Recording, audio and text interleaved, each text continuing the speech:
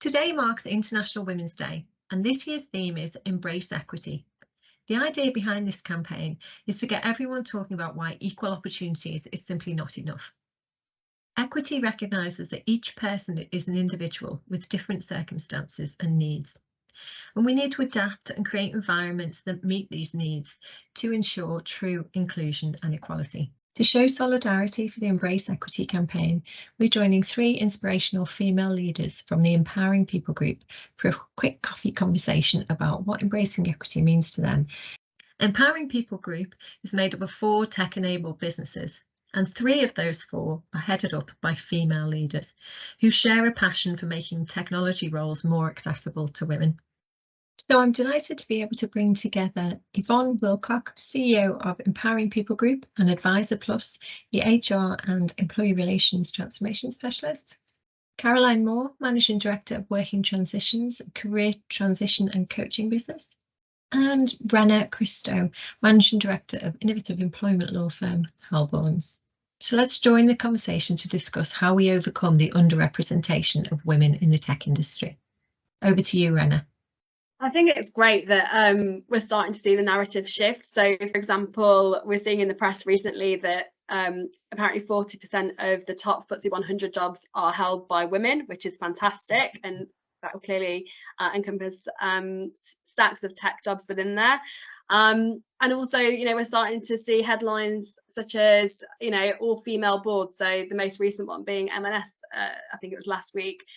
So it's great to see that narrative shift, but fundamentally it's still a headline for a reason, because there are these barriers there, and fundamentally what can we be doing as organisations, and as employers to make sure that we're helping women come through and crack those barriers.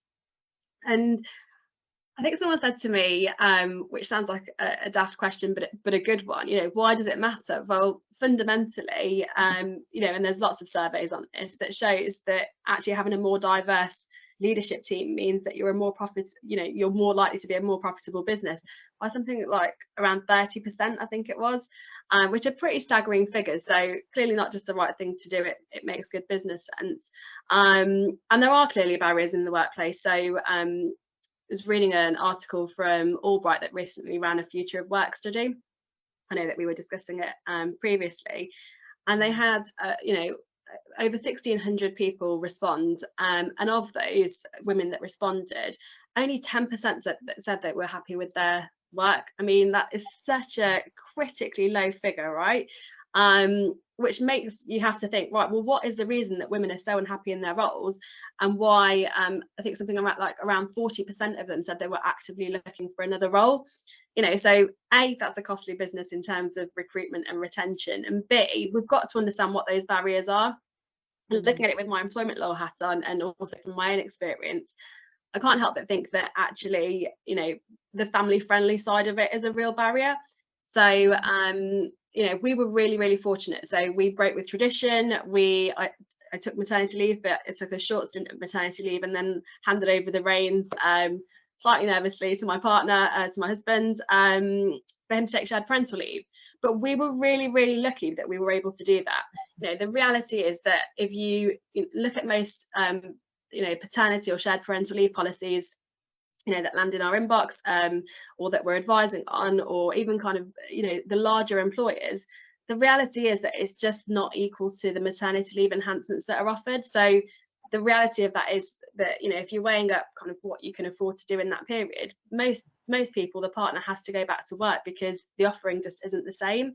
And that creates all sorts of other barriers. So fundamentally, as a female, that's, if you're out of work, and as I say, mine was a fairly short stint, compared to the year that you're able to have, it's still daunting going back. And I know that, again, what are organisations doing in respect of supporting, pregnant women that take the time off, come back to work, things like maternity return coaching, which Caroline, I'm sure you'll touch on in a moment, having a buddy system, having a mentor, so a pregnant mums group that you can kind of tap into, so somebody else that's gone through that process and understands how you might feel about going back, and and kind of the concerns that you might have in terms of, do I still remember how to do my role, what about things changing? But yeah, so you see that side of it as an example in terms of those policies and procedures.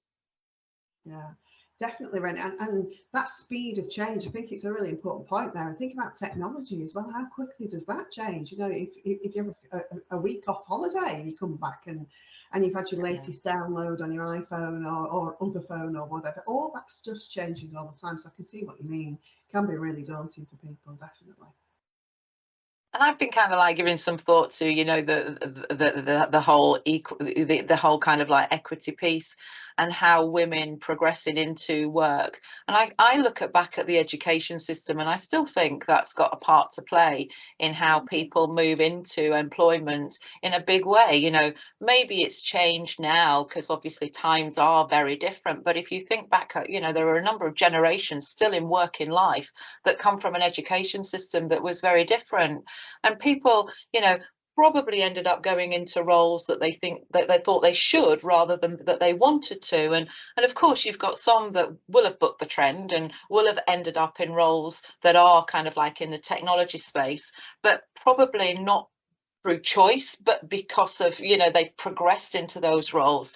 And I think from an educational point of view, they pigeonhole people, and especially by gender, into specific subjects rather than actually letting people kind of like lead themselves into the subjects that they desire. And I know that that's changed. I know that's not the case so much now, but there is still a massive, you know, kind of like generational piece out there of people going into roles that come from that education system. And you know, it's great to see those times changing, because it's giving people the opportunity to go and work in sectors that they want to rather than they feel that they should.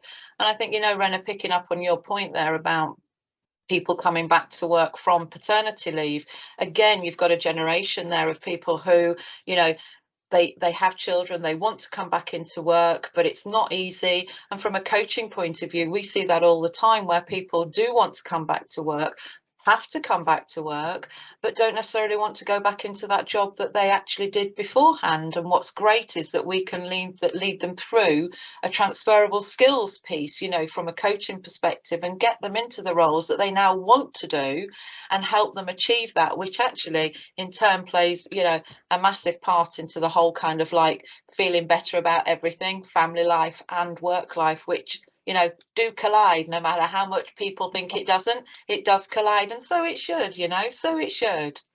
I totally agree, Caroline. And I'm smiling here because you've just reminded me of something with that whole education piece. And did I choose to work where I work today? And I've moved house recently, and we were clearing out the loft, and you go to the depths of the loft and find these boxes you haven't opened in donkey's years.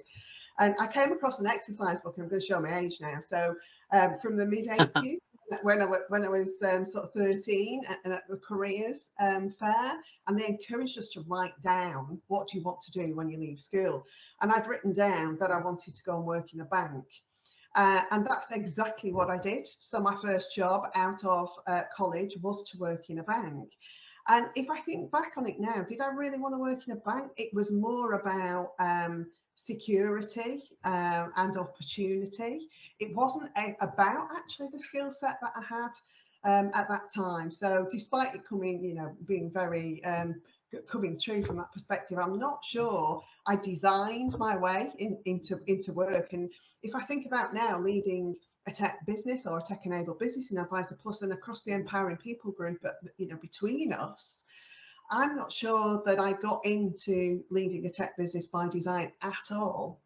My passion has always been about how can I help people give their brilliant performance so that a business can thrive. And that's ultimately why I did make a choice. Having gone into a bank, I then chose to be an HR professional, and in doing that, I think I naturally started to look for tools and technology that could free up people so that they could then focus on the people they work with and not be concentrating on the task so much. And I think that's ultimately, you know, you said at the beginning, Rena, about transferable skills. And I think that's exactly why I got to be leading this business, not because I designed a way through into a tech business, but because tech's all around us. And I think when it's in the service of people, it can do massive things for us. And I think the other thing that I reflect on is I'm super pleased and I'm very proud that our businesses are actually predominantly female workforces. Having said that, though, we've still got some work to do, I think, about encouraging females and women, and indeed just diversity in general, into tech roles. So if I think about the roles where we have got people playing a part in tech, and particularly females, then in that kind of design cycle, some of the people who are involved in taking customer requirements and turning them into requirements that can then be developed are predominantly female, which is fabulous.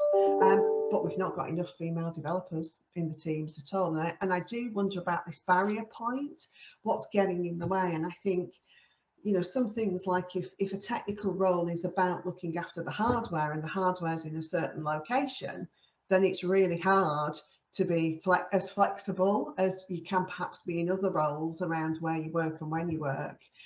So there's probably still a fair few barriers that we need to try to overcome. But if we can encourage that use of tech, that means that people and managers of people can then just sit back and focus on individuals and supporting them to develop their career in a way that means that they feel like they're achieving, then that's a good thing, I think, and that's why I'm proud from an Empowering People Group perspective that those are the kinds of services that we offer that hopefully free up people to enable others to do what they really want, what's in their heart, because if you're happy, you're going to put in a really good level of performance for your business. Yeah, absolutely. I think it's great to see these days that people can go for roles regardless of their gender and it not be looked upon anymore as being, why are you doing that? There is much more acceptance of people going for roles and thinking, great. And that's kind of like a sign of how the times are changing, kind of like in the workplace especially, which, you know, needs to happen. Definitely. And Brendan, what's your thoughts on what people can actually do? So how can we change the environment? Because often I think individuals, businesses want to do the right thing, but are a little bit hamstrung by the context and yeah, might do the wrong thing. Absolutely. And actually, interestingly, it's a push that's coming through in terms of change of legislation that the default position is that any role you're advertising for, you need to think about how you can offer that flexibly.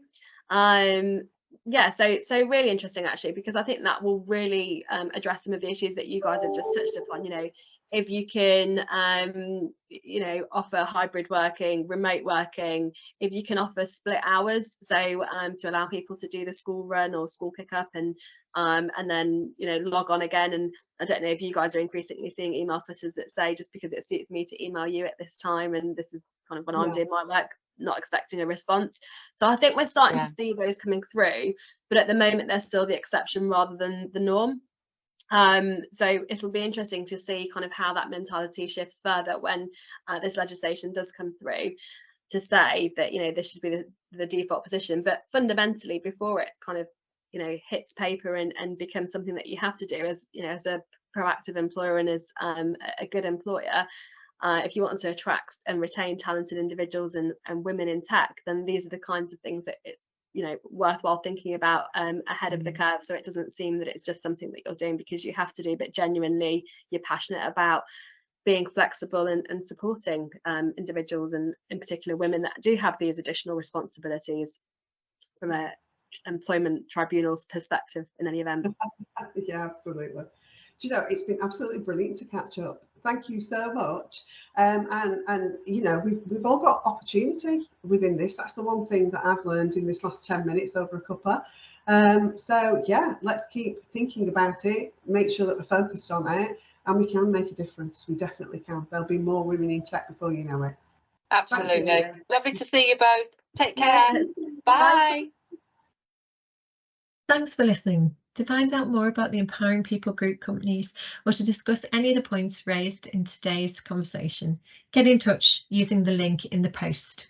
Happy International Women's Day.